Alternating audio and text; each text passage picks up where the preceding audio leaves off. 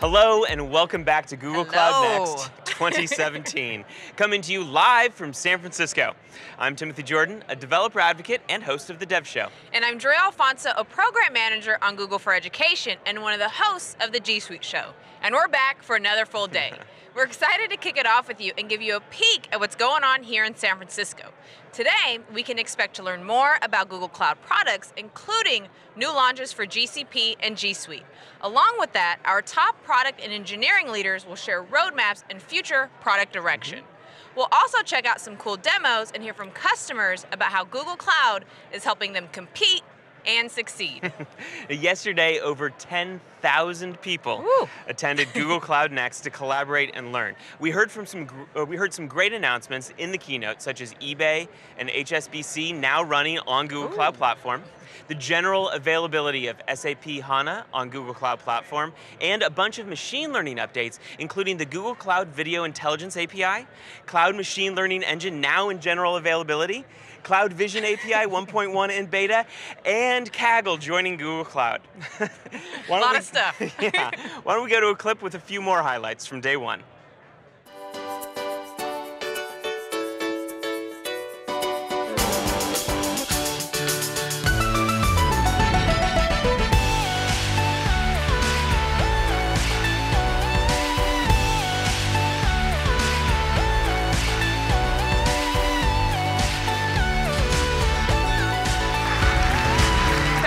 So much and welcome. This is just an incredibly exciting event. Everybody at Google Cloud is so incredibly proud of the customers that we have here today. 90% of our users are active on Google Drive. And in February alone, we had more than 57,000 hours of video Hangouts. I'm more excited by the investments you guys are making in talent, and I'm looking forward to the work we're going to do on exploring some really interesting problems where we think that the machines can help us understand some things perhaps that the humans find difficult to understand. Google, let me talk to eBay. Sure, here's eBay. Hi, I'm eBay. I'm the world's price guide. This is why the next step for AI must be democratization. We at Google Cloud are making the tools available, but it's up to you to put them to use. Our customers and partners will see many ways to leverage all of Google, be it Google Maps, Android, YouTube, our devices ecosystem, and we'll deliver it over the most efficient, high-performing, and secure core computing resources. Just get to the cloud now. There's no time to waste anymore.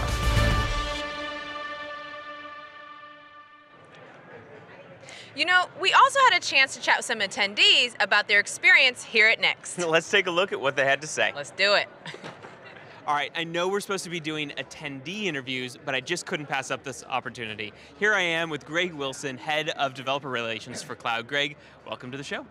Thanks, glad to be here. I watch your show all the time, so it's cool to be on it finally. You couldn't find any attendees? There's like a million here, man. We could, but we spotted you. Oh, okay, good enough, good enough, all right. So what we're doing right now is trying to give everybody an idea out there of what it feels like to be at Cloud Next right now. Can you, you've been walking around the showcase, how does it feel?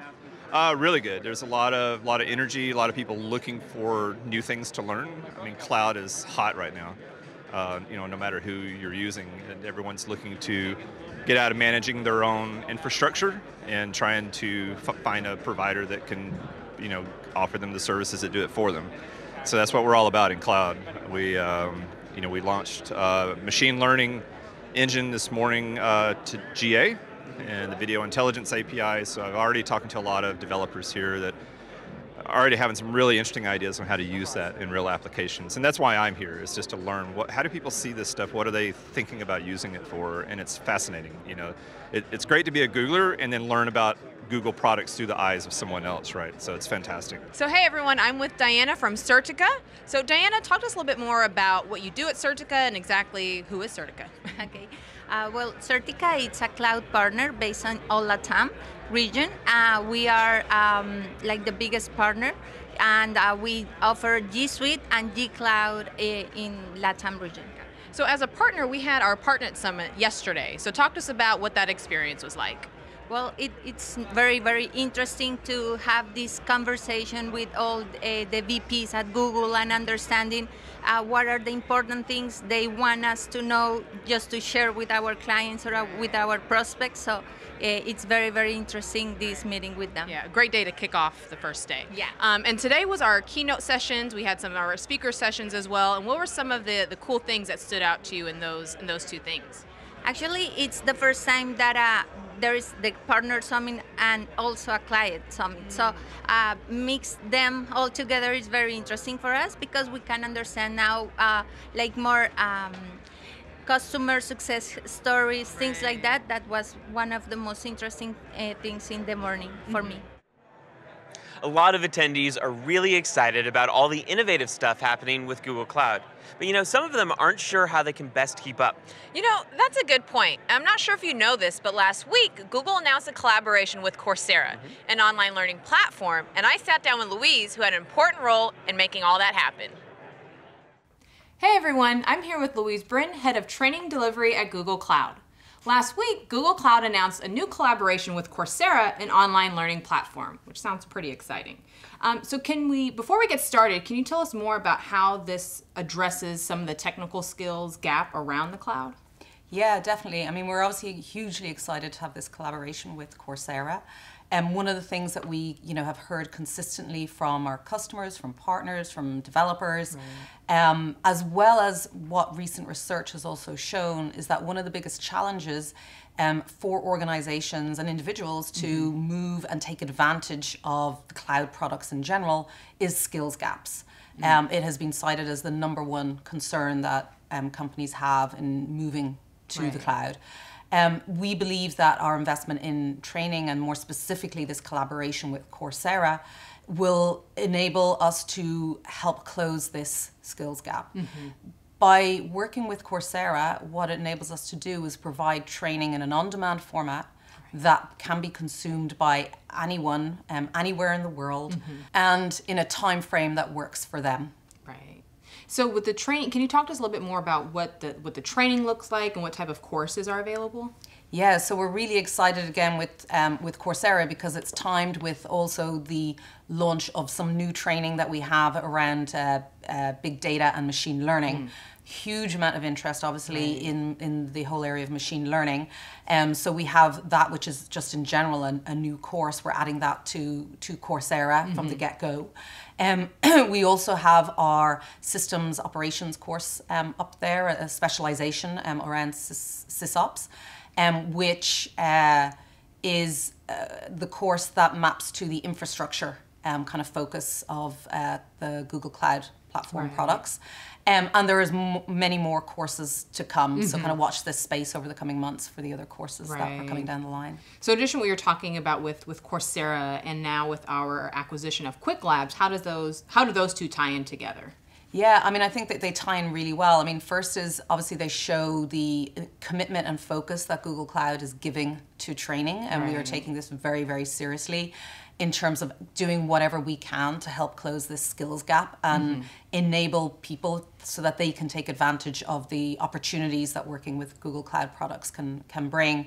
I think also what it really shows is our learner-first approach. What is wonderful about the Quick Labs platform is that it provides learners with real lab environments on which they can practice whatever it is that they have learned from the courseware, from the materials, and they can go and implement that in a practice environment, which is what the labs offer. Combining that with the Coursera just means that you have a really high quality training product that can be consumed anywhere by anyone. So yeah, so a little bit of learning, a little bit of application at the same Exactly. time. So where, from the courses and training that we talked about, where can we go to learn more? Yes, you might be surprised to hear there is a website. So it's a Google Cloud site. Yeah. So if you go to that site, it will provide all the information you need around what courses we have available, what certifications are on offer, and the partnerships and where you can actually go and find the training, whether that it is instructor-led training or the on-demand training that we are doing together with Coursera. Got it. Now, are there any special offerings or discounts with the new training? Yeah, I mean, together with us making this announcement, announcement. We are super excited to offer everyone who's attending Next and the Next Extended event a voucher for some Coursera training. The voucher is valid for the Google Cloud Fundamentals course, normally valued at $59. Anyone with this voucher can consume that training for free. So we're really, really delighted to be able to announce that together with Coursera. Awesome. So a lot of great trainings, courses out there to learn all about the cloud. So thanks, Louise, for joining us. We're going to kick it back to the showcase in San Francisco to see what's happening at Cloud Next. Thank you. Thanks. You know, there's lots to learn, see, and do here. So we wanted to make sure everyone got a glimpse into what Next is about, in addition to the keynotes and sessions. That's right. Yesterday we took a tour of the Cloud Showcase, where you can get really hands-on with everything happening here at Next. And of course, we brought some cameras along the way, and this is what we saw.